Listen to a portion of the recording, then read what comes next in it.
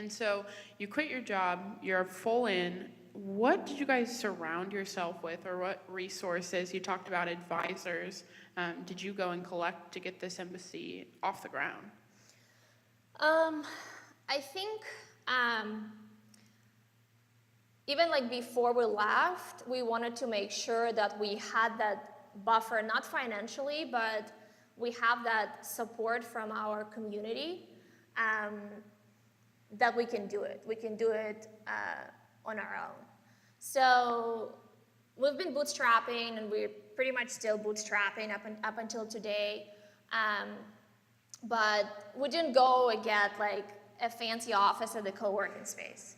We were trying to be as lean as possible, because removing that overhead that's unnecessary. We can take meetings anywhere. We were taking meetings in coffee shops. We were working with a lot of partners as a co-working spaces or community spaces that would let us use their space, right? So I think avoiding that unnecessary expenses and be very lean and mean in the very beginning is very important.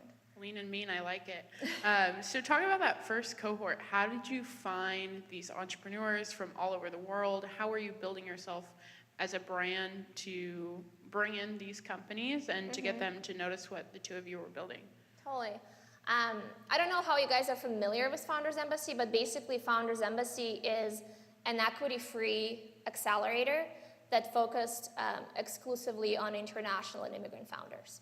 So we bring classes of international founders to San Francisco for 2 weeks and put them through very intense boot camp style program.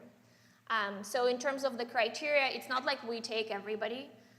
We have a very specific criteria. So of course, you have to be either an international founder based abroad or an immigrant founders based in the US.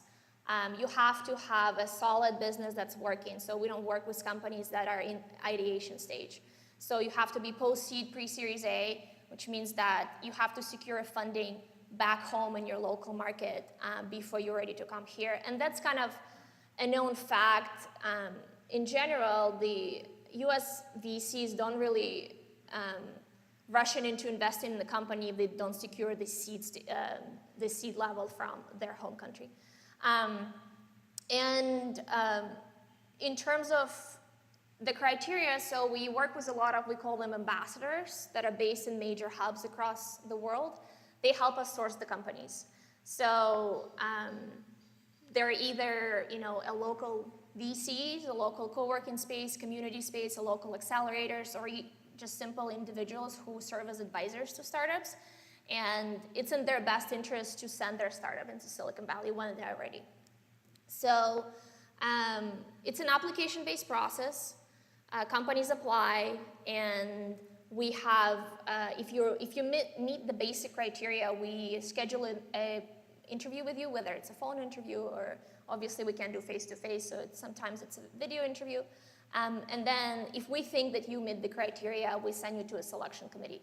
So for each class, we form a selection committee that comprises of the local-based VCs and entrepreneurs who kind of done there and been there and understand the local ecosystem. So they help us understand some industries are better, some verticals better, and also help us form the next class to make sure there's a lot of synergy in between companies. So it wasn't easy to get that word out and to build that brand awareness, and we're still working on it, right? We're still a very young company, even though a lot of people and a lot of our advisors locally here know what we've done in the past, but build an international brand is very hard. You have to prove yourself, especially without having a first class completed. Our first class was in June. A lot of companies wanted to see, oh, can we talk to your alumni? Can we see how the program exactly looks like, right? And at that time, we couldn't offer them anything but we think it's going to be like that, and what's you going to get.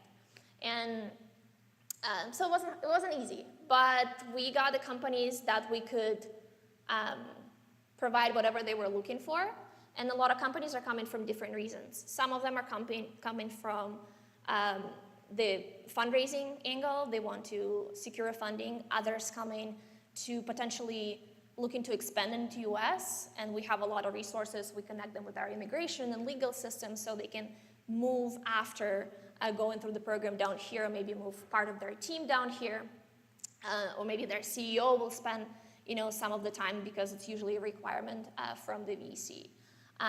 Others are looking for partnerships or just come in and learn here and take all their knowledge back home and apply to their companies. For example, we had an amazing company in our summer that, I don't know how many of you are familiar with a Chariot here. It's basically a transportation company that kind of Uber, but a group transportation that was bought by Ford. So we had a company from Mexico City that were doing pretty much exactly the same thing, but it didn't really make sense for them to move down here because there's a competitor here, right? But they were growing in Latin America. So a lot of companies come in from different reasons, and what we do, and our biggest differentiator is that we build a custom program.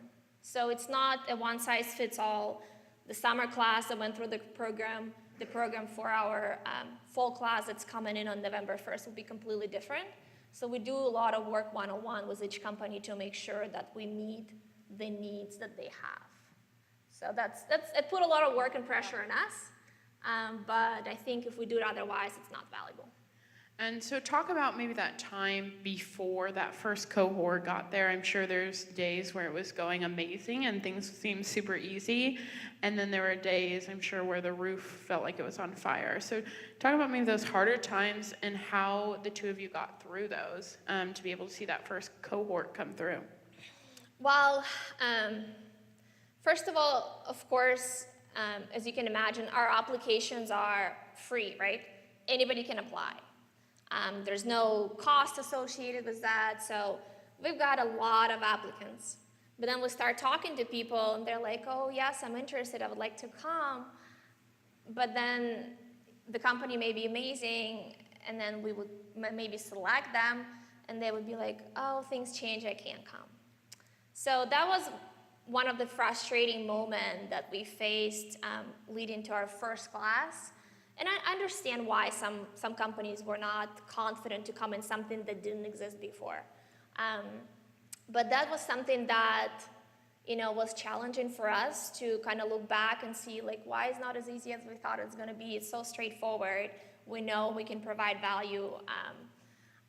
But I think just believing in your idea and showing that value to your customers, essentially the startups are our customers, and proving them that that's exactly what they need and showing them that data, because the words are the words, right? But if you prove it with data, that's completely different. And then I think it doesn't matter what kind of business you do, the data and numbers tell a bigger story. And then so I think if you are a startup and you look into fundraising, I think being passionate about your idea is one thing and is very important, and I think it's one of the most important part, because if you hear the stories when companies fail, usually the number one fact is either their lack of confidence, the founders, lack of funds, or lack of passion, right? So if you're not passionate about your idea yourself, nobody else will. Nobody else will believe in your idea if you don't. So I think that's very important. But also, just like pushing through and having that grit.